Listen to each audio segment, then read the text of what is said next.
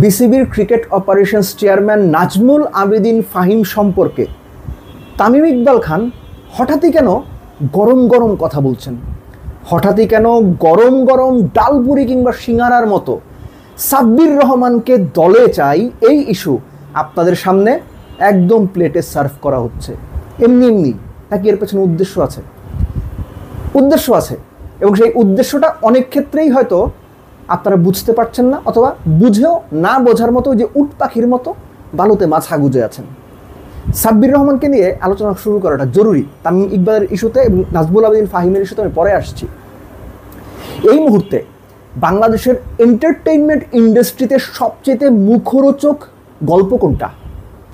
New ইয়ারকে Shakib Khan বুবলিকে নিয়ে ঘুরছেন, প্রচুর ফটোকার্ড, প্রচুর নিউজ, এবং 24 ঘন্টা 48 ঘন্টার মধ্যে অপু বিশ্বাসের এটা নিয়ে রিয়াকশন কি সেটা যদি পাওয়া যায়, পুরো ঘটনা জমে একদম কুমিল্লার রসমালাই হয়ে যাবে।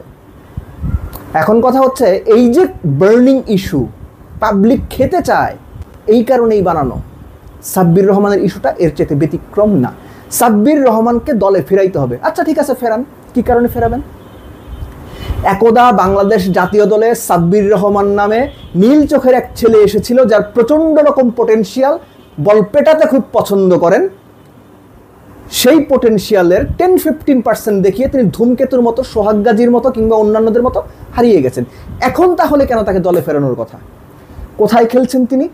আপনি জানেন, এই যে ইংল্যান্ড আমেরিকাতে আমাদের অনেক প্লেয়াররা গিয়ে খেলে, যারা ন্যাশনাল টিমের সার্কিট থেকে বহু আগে বাদ হয়ে গেছে, তারা কোন লেভেলের ক্রিকেটটা খেলে আপনার কোনো ধারণা আছে? কোথায় খেলে তারা? বাংলাদেশে বিভিন্ন জায়গায় খ্যাপের টুর্নামেন্ট হয় না, ওগুলো হচ্ছে খ্যাপের টুর্নামেন্ট। এখন খ্যাপের টুর্নামেন্টে ওই সমস্ত জায়গায় আশরাফুল দেড়শো করেন, আবু জায়েদ চৌধুরী রাহি পেস বোলার সিলেটের, তিনিও সেখানে ব্যাটিং করে 100 করেন। এগুলো জানেন আপনারা, খোঁজ রাখেন। কিন্তু ওইখানে সাব্বির ভালো করছে কিংবা 200 স্ট্রাইক রেটে রান করছে বলে আপনারা মনে করছেন সাব্বিরকে জাতীয় দলে ফেরাইতে হবে। কেননা তাওহিদ হৃদয় ঠিক মতো রান করতে পারছে না, অমুকের ব্যাটে রান নাই, তমুকের ব্যাটে রান নাই, মিরাজ পারছে না, তাই সাব্বিরকে নিয়ে আসো। বিশ্বাস করেন, এটা জাস্ট আপনাদেরকে গেলানোর চেষ্টা করা হচ্ছে। কেননা আপনাদেরকে, যারা এইভাবে চিন্তা করেন, তাদেরকে গেলানো সহজ। উদাহরণ দেব, শুনে নেন। ডেস্টিনি গাছ বুনবে কোথায় জানি না, টাকা দে, দিছেন না, খাইছেন ধরা। আপনি না খাইলে আপনার বড় ভাই খাইছে। আলেশা মার্ট, ই ভ্যালি, ই অরেঞ্জ, দিছেন না টাকা, ধরা খাইছেন না আপনারা, খাইছেন। সো আপনাদের এই যখন মাথার অবস্থা, এই যখন জ্ঞান বুদ্ধি, তখন সাব্বিরকে 3rd গ্রেড 4th গ্রেড একটা খ্যাপের টুর্নামেন্টে ভালো খেলার পর একটা সুযোগ বুঝে আপনাদের সামনে যদি এনে দেয়া যায়, সাব্বিরকে দলে চাই, আপনি লাফাবেন, সেটাই স্বাভাবিক। এখন আমি দেখতে চাই যে বাংলাদেশের নির্বাচক কমিটি, তারা আসলে সবসময় তো তারা ফেসবুক জনতার কথা শুনে সিদ্ধান্ত নিতেই পছন্দ করেন, যেদিকে হাওয়া সেদিকেই যাওয়ার চেষ্টা করেন, যে আসলেই তারা সাব্বিরকে নিয়ে কী ভাবছেন। যদি ব্ল্যাঙ্ক চেক দেওয়া হয় এটা বলার জন্য, আই মাস্ট সে, সাব্বিরকে নিয়ে বাংলাদেশ ন্যাশনাল টিমে সাব্বিরকে ফেরানো হবে, এইটা নিয়ে আলোচনা করারই কোনো মানে হয় না। আপনি আমাকে যা খুশি তাই মনে করতে পারেন। সাব্বির পিএসএলে পারফর্ম করতো, বিগ ব্যাশে পারফর্ম করতো, লঙ্কান প্রিমিয়ার লিগে পারফর্ম করতো, কিংবা ওয়েস্ট ইন্ডিয়ান বা ক্যারিবিয়ানে যে T20 টুর্নামেন্ট হয়, কিংবা বিপিএলে, কিংবা আপকামিং যে NCL T20 আছে, এই সমস্ত জায়গায় যদি সাব্বির পারফরমেন্স করতো, আমি অবশ্যই বলতাম তাকে যেন বিবেচনায় নেওয়া হয়, ফিউচার চিন্তা করে নেওয়া হয়। তার বয়স 33, এরপরও তার কাছ থেকে যদি 2 বছরের সার্ভিস পাওয়া যায়, ওয়াই নট? কিন্তু এমন একটা টুর্নামেন্টে সাব্বির খেলছেন যে টুর্নামেন্টের আইডিয়ালি কোনো ভ্যালু নাই। এরকম একটা ভ্যালুলেস টুর্নামেন্ট খেলার পর একজন ক্রিকেটারকে ন্যাশনাল টিমে ফেরাইতে হবে, এটা যারা চিন্তা করেন না, তাদের চিন্তা অসৎ চিন্তা, উদ্দেশ্য প্রণোদিত চিন্তা। কাম ডাউন টু তামিম ইকবাল এবং নাজমুল আবেদিন ফাহিমের যে ইস্যুটা অ্যাকচুয়ালি নাজমুল আবেদিন ফাহিমকে নিয়ে তামিম ইকবাল মুখ খুলেছেন।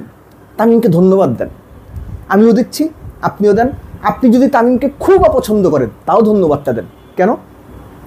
এই যে নাজমুল আবেদিন ফাহিম বাংলাদেশ ক্রিকেট বোর্ডের ক্রিকেট অপারেশনস ডিপার্টমেন্টের চেয়ারম্যান, দায়িত্ব নেওয়ার পর বেশিরভাগ জায়গায় ব্যর্থ হয়েছেন, যার নাম হয়ে গেছে ট্যুর ফাহিম।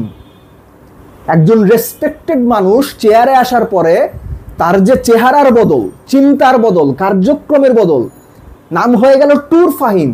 এগুলো নিয়ে কথা বলা উচিত ছিল। গণমাধ্যম, আপনারা গালি দেন গণমাধ্যমকে, গণমাধ্যমই তাকে নিয়ে কথা বলেছে, গণমাধ্যমই তার সমালোচনা করেছে, কিন্তু ক্রিকেট বোর্ড, ক্রিকেট সংশ্লিষ্ট প্লেয়ার্স কেউ তার সমালোচনা করেনি, সেভাবে বা ঢালাওভাবে করেনি। অবশেষে তামিম ইকবাল একদম সত্যি কথা বলেছেন, যৌক্তিক কথা বলেছেন, বাস্তবতা চোখে আঙুল দিয়ে দেখিয়েছেন। এজন্যই তামিম ইকবালকে ধন্যবাদ দেওয়া উচিত।